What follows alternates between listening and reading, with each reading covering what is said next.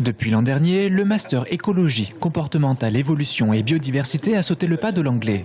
18 étudiants ont eu à suivre une centaine d'heures de cours de sciences dans la langue de Shakespeare. Et dans un premier temps, ça leur a plutôt fait peur.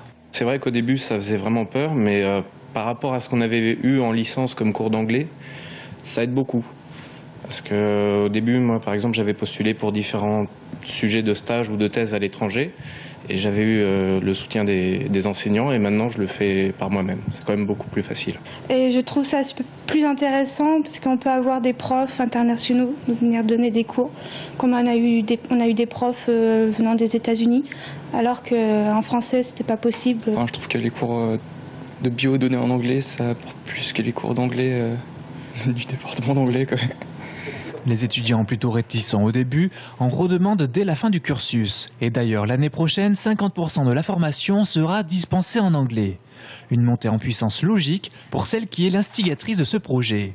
Même si les examens, eux, se déroulent toujours en français pour être conformes à la loi. En biologie, c'est très difficile de travailler sans bien maîtriser l'anglais. Donc c'est vraiment le premier objectif, c'est pour rendre nos étudiants plus compétitifs sur le marché du travail. Ça, c'est la première chose.